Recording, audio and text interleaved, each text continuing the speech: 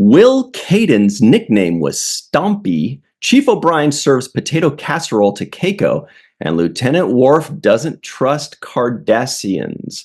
Hello, everybody, and welcome to The Seventh Rule with Cirroc Lofton. Hello, hello. My name is Ryan T. Husk, and today we're doing a review of Star Trek The Next Generation, Season 4. We're in the thick of things now. Episode 12, The Wounded. Story by Stuart Charno and Sarah B. Cooper and Cy Chermak. Teleplay by Jerry Taylor, may have heard of her, and directed by our pal Chip Chalmers. This was January 26th, 1991. Where were you? Probably listening to like MC Hammer or something. How you doing today, Cirroc? Don't touch this. Dun, dun, dun. Mm-hmm. I think maybe that was right around when Prey came out. We got to pray. Remember that one? Yeah. Oh, yeah. Good one. All right. It's funny. His music doesn't play as much as the legacy and memory of his big career. It was definitely a spike, not a plateau. Yeah. All right. So, everybody, please make sure to like this video, subscribe to the channel, hit the bell icon for notifications. If you're listening to us on audio, please give us a 5-star rating and a nice review. We'd really appreciate it. And also, please find us on patreon.com/the7th rule. Become a patron, support this show, become a pal, get a bunch of cool perks. This is how you help us out and keep the show going. Patreon.com/the7th rule. Cirroc Lofton, this is your first time watching this episode ever. When I saw this episode, the first few minutes, I was like, oh, I remember this one. And I was like, I think I remember what the captain looked like. I think I remember the direction it goes. So it was maybe the second or third time I'd seen it, but it's your first time. What did you think of it? Well, the first thing that jumped out to me was the word Cardassian. As soon as I heard Cardassian, I was like, oh, this is a Cardassian episode. Okay. So I wrote in my notes, uh-oh. It was automatic trouble. You know, there's some trouble on the horizon. That was the first thought. And I can't think of Cardassians without thinking of Gul Dukat and There it is. Marco Limo. Yeah, too bad he wasn't in this episode, huh? I know. We could have used Gul Dukat in this one. Yeah. So I'm assuming you recognized Marco Limo probably by his voice and his stature and his unbelievable acting. Unbelievable. Did you catch it right away, or did you have to kind of like lean in for a bit? Yeah, it took me about 1 second to figure it out, because because he's basically the benchmark who I measure everybody up to, right? So if I see a Cardassian, whoever it is, I'm going to measure him up to Marco Limo. So instantly I'm like, this guy's good, right? He measures up well to Marco Limo. Yeah. So well that it might actually be him. So that was the feeling I got right away. But then I'm looking for nuances in the performance, and there were delivery stylistic nuances to this particular character that we don't see in the Gul Dukat character. Mm-hmm. And I thought that was a testament to his acting ability. Like he was able to give me a Cardassian that didn't have the same feel to him as the Gul Dukat. That to me is tremendous acting. Yeah, now of course this was before Gul Dukat, so he gave a different performance afterwards for Gul Dukat, but there's no way that he didn't get that role of Gul Dukat, or at least get the call because of his performance here, right? And I think I noticed the difference too. Like, clearly he's not playing Gul Dukat. Obviously, we know that right away. It's a different type of character. But in his performance, he played this character slightly, I don't want to say softer, but slightly more human. There was a little bit more humanity in him, in that he was slightly less calculated. Gul Dukat feels like he is 100% of the time lying to you and being calculated and performing in a way that he's trying to get something out of you, whether he's trying to get favor out of you, whether he's trying to intimidate you, whether he's trying to get you to like him, whether he's trying to get you to believe him. He's always playing something. This guy felt like, he was clearly hiding stuff. He clearly had the gravitas of Gul Dukat, like when he talked to a subordinate and he scorned him. But yeah, I get it. Like it was he definitely played a different type of character. And I think a few of the most impressive moments, like one of them was when he did, talk to his subordinate who like looked at a computer and he delivered a couple lines. So I was like, oh man, that is good stuff. He sees a line and he delivers it in a way that I think a director or a writer goes like, thank you. But even in that moment, there was because I can't unsee Gul Dukat. Yeah. So it's hard for me to separate the two. So when he looks at his subordinate in that moment and he says, confine yourself to your quarters, I wasn't sure if they were in cahoots together or not. Yeah, right. You couldn't tell if his subordinate was doing what he instructed him to do, which is go to such and such computer and gather much information on the weapon system, right? So I couldn't tell if the subordinate was doing what he asked him to do and he was just pretending to be upset about it. Right, they're playing roles. Or if he was really upset that this guy went off and did something without, getting the permission from him. That's how. And that's the beauty, right? That's the beauty of Cardassians. That's the beauty of writing for Cardassians. This is where it kind of starts, where as the audience, we're like the more we know about Cardassians, the more we think, I wonder if he didn't tell him to look at that stuff, and that guy's just taking the fall because Gul Macet is the boss, and he's just acting so disgusted. Like how the line he says is, what business did you have near one of their computers? Like, I wouldn't wipe my ass with your face unless you asked me to. But it was so disgusting. I was like, is this play? Is this real? What business? He was saying it the way Picard would say it. Mm-hmm. Like that's what Picard would say, right? Picard would be like, well, what the hell? What business was it of yours to go near the computers? That's how he was saying. And so it looked like he's on Picard's side in that moment. Like they're in agreement that this guy is doing some egregious thing, like it was, why did you take it on yourself to go ahead and do something when I did not instruct you to do that? And I felt like that was the air. But at the same time, I'm thinking, but did he instruct him to do that? And that's probably in the writing, because we know later on that there was something fishy going on, so we can kind of look back and think, but it's clearly in the delivery too, and also us in hindsight, we've seen Gul Dukat, we've seen Mark Limo, we've seen Cardassians for 7 seasons in Deep Space Nine. I think I said scorned earlier, I meant scolded, but so we're now of the school of belief where it's like, nah, we don't believe anything they say. And so who knows? Who knows? Who knows? But there was definitely great performances here. This began for me what I saw, which is Marco Limo's excellent performance just in general as an actor. And I'll give you examples of that. There's a certain level of gravitas that it takes to be able to match Patrick Stewart, who has a lot of presence when it comes to his role as the captain on that ship. He has the authority. He's the number one on that show. He takes his acting serious, and it comes from this reference of Shakespeare. So all of those things are in account when you see somebody like Patrick Stewart on the stage performing as Captain, as the Captain Picard.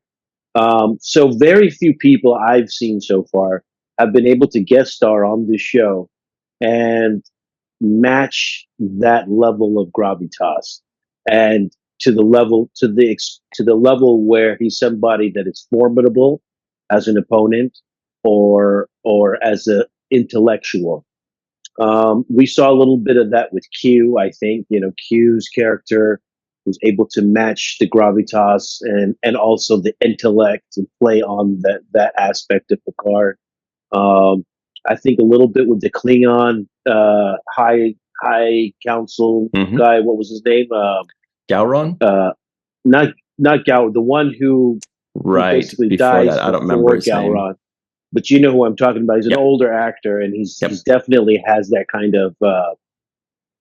There's some kind of power to his performance and his presence, and so and why and the scene that particularly demonstrates that for me is when they're on the bridge and this Gol, what was his name? Masset. Gol Masset. When Gol Masset basically says, "Are you not going to give the coordinates to our battleship, to the Cardassian warship that's clearly right there and can do something about this? Are you going to let him just destroy the shuttlecraft or the supply ship?" And that forced Picard into a maneuver. He actually forced Picard's hand using reason, using logic. He forced Picard to make the decision, which he reluctantly did. And he said, "Okay, you're right. In this particular case, that is the right maneuver. I'm going to instruct my crew to give the coordinates of this Federation ship, and so that they can be intercepted." So he actually gave the coordinates to the Cardassian warship, which backfired and caused the warship to get destroyed, which was I thought, great writing, kind of clever tool to flip it back on to Gul Masat. Like, hey, that's what you asked for. This is what you wanted, right? And your actions actually caused 600 people to die in that warship because you told them to engage. So, but I thought that was a clever writing tool, but also the way it was performed showed that Gul Masset took this high ground of intellect and morality and forced Picard to make a decision in that moment, which was to give the coordinates over. Yeah, it also shows, and this whole episode does, it shows that the Federation holds itself and its people to a higher standard, where they say, they're not interested in whose fault it is. In this case, they're saying, look, you may, like when he's talking to Captain Maxwell, he's basically thinking he may be right. It also may be true that this is just as much the Cardassians' fault or Gul Masset's fault. It may be this, it may be that, whatever. But we hold ourselves to a higher standard. You have your orders. You're not supposed to do this. The war is over. It doesn't matter what you or I think. It doesn't matter if we agree. You have to follow orders. And I think there's a lot more to talk about with that a little later too. But I wanted to bring something up, which is you're talking about kind of like, Mark Alimo's coming out party. I feel like this was Chief O'Brien's official introduction into Star Trek. He'd been in 15 episodes, but this Right. this was his introduction. This was introducing Miles O'Brien. We got more backstory and personality from him in this episode than we did in all the others combined, including the marriage, including the wedding. Because in the wedding, he was there. He had a storyline, but there wasn't a lot of him and his personality. He got a little fussy, but this was when we actually get to know Chief Miles O'Brien. So, this is definitely his real introduction. And I wondered what caused the write. I mean, there are 4 writers for this one, 3 story by and Jerry Taylor writing the script. I wonder whose choice it was to choose him. It feels almost like this could have been Riker, who served under him previously, or Geordi, or Worf. But for some reason, they chose a non-regular to do this. And I wonder if this came from the top, where they say, hey, look, we need a bigger introduction of Miles O'Brien. We're really enjoying Colomini. We think he's great. We got to give him more. or if just they just kind of felt like, why don't we do that transporter chief? That's what do you think? Where did that come from? Yeah, I, I I can't say for sure where it came from, but I'm going to just add to what your observations are, Hmm. and that is that Chief O'Brien is essentially being reintroduced to us here in the middle of the fourth season. Right? It's like, hey guys, this is a guy that was kind of an ancillary guy in the background. You saw him a little bit. He was here. He was in the transporter room. He had a few lines here and there, but he wasn't really somebody we really gave any true backstory to. And now we're going to all of a sudden he's going to be the family guy on the show. He's the guy that's getting married. He's the guy that's having, marital problems or issues or conversations around that. And it felt like maybe there was a side of Paramount that decided there needed to be more of a family element kind of situation on this show, like a guy who's married in the day to day life of a married guy. It felt like maybe that's what they were missing, right? Because they had a little bit of family element with Wesley and Dr. Crusher, but that started to show out, but that kind of outgrew itself when Wesley got older and moved up to the ranks. So they lost that family dynamic there. Riker's a bachelor, single guy. You can't get any family backstory on her, on him. You've got Geordi can't get a girl, so he's got no backstory on that, right? So they're like, Yeah, they're trying Worf is the worst family man ever. He's got a family left and right, but he just terrible with it. He doesn't care about his son. He doesn't care about his brother that he came up with. His parents annoy him. He's got too much family. He's like, get these people away from me. He's like, no more backstory. I was like, I'm done with family backstory. I don't want any more. So basically, they're only left with a guy like O'Brien. I mean, Data obviously not going to have any family backstory. They already gave him more. So, there's not going to be anything. Yeah, right. Well, so there's not going to be much there, right? So, this is the character pretty much by default, the only character they have that they can introduce a normal husband wife backstory, having a kid backstory, just like normal family life, like sitting at a dinner table and eating sushi rolls or something for breakfast. Like that's something that you can have a conversation on. And so I feel like they were left with that, and they decided at this point for O'Brien to be the guy that they would develop that particular backstory on. That's one side. Um, the second side, and back to your question about why in this particular story was he chosen, because it could have been a little bit of backstory for Riker could have served with this captain or another person. I believe that for that question, O'Brien has a disposition that suits this storyline.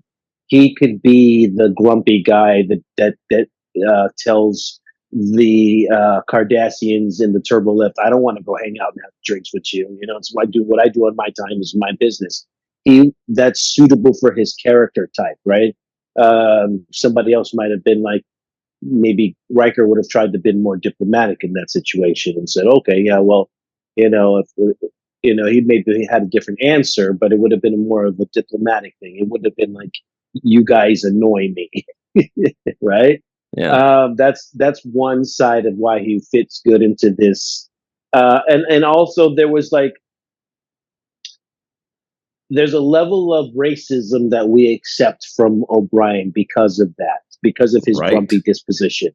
So when he says, I've learned my lesson to watch your back when you're around those people, right? He's talking about Cardassians and, in a kind of a racist way, which we would expect would be not the case when we are living in this future world where all these different beings are living and coexisting together. But he has a personal hatred for them because of his experience and his backstory here, which he gets into in this episode. So those are the reasons why I think he fits for this particular story. His grumpy disposition, his ability to kind of get away with being slightly racist to some degree against these, Cardassians. So I think that's the reasons why for this particular story they chose him. Mm-hmm. And can I just say, watching this episode today, I was like, wow, this is a really good episode. Like, I really am impressed by this episode. There's so much here. There's so much you just said right there in a few minutes that I want to talk about, more in depth. One of which being, just to close up on Alimo and Colomini, I think that this episode, more than any other in the Next Generation, is the reason for their involvement in Deep Space Nine.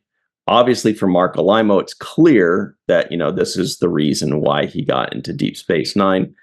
And Colomini, not just because of his performance, but because of the backstory that they created for this episode. So when they were going to do Deep Space Nine, they were probably thinking, hey, this is a Cardassian story. Chief O'Brien would be perfect for this one because of what happened in this episode, that he, hates the Cardassian. He harbors so much ill will. He is racist towards them. Yeah. Like, we hear him in Deep Space Nine all the time saying the Cardis this and the Cardis that. And we kind of think it's cute. A lot of times when somebody talks like that, we just kind of say, he's old school. He's just old, whatever like that. But they, we kind of laugh it away. But yeah, Major Kira, Nana Visitor, has said in Duet, Major Kira is revealed to be racist against Cardassians as well. They deal with this by making the lead characters racist. Because if you show the villain of the week as racist, it doesn't really hit anybody. It doesn't really hit close to home. It doesn't really make anybody think about how they themselves think or react to things. But if you show your character that you're following and the one that you care about, and you see that they have something to learn and they grow and they have faults, that's when, it creates introspection for us, because we go, shit, if Major Kira is realizing that she has work to do, if Chief O'Brien and his mentor basically show that they have work to do, that's when it's really good writing. That's when it's eye-opening. Yeah. So there's so also much. No, go ahead. Yeah. So, and it's a sliding scale. So the racism is directly correlated to distrust, and that distrust is a sliding scale. So in this episode, the highest level of distrust would be this captain who's guest starring in this episode, right? The captain of the Phoenix, Maxwell. Maxwell, right? So Captain Ben Maxwell has the highest level of distrust. It's been justified by his experience watching those kids die and all, and the trauma that he lived through at Setlik 3. We see a middle scale of that with O'Brien, where he's kind of, and Worf, right, where he's kind of like, look, I can get along well enough to get along well enough, but I don't want to go farther than that. I'm not having beers and having a good time, but we can be gentlemen and shake hands and. But I won't turn my back. I won't trust. I know what they're up to. Blah blah blah. All that kind of stuff. But I'm not going to go out and murder a whole ship full of them. Right. Right. So there's that sliding scale, and then the scale of Picard, who has really this diplomacy. Right. He's like, look, I have to act in the best interest of the Federation, of Starfleet, and I have to have a certain level of trust. Until that trust is betrayed, he even calls out, Gol Masat at the end when he says, "Hey, don't think I don't know that those are not science vessels going through, right? So that I still remain distrustful of you, but there is a certain level of diplomacy that we have to engage in order for us to actually have this treaty work." So I'm going to keep my eye on you. I got one eye open, but I'm the most trustful out of the three of the various instances of distrust. The different levels, yeah. So, and there's a lot more to that, and I want to talk way more about that, but we got to hit a break. So everybody, we will be right back. We're going to talk about all of that and a lot more good stuff. I cannot wait on The seventh rule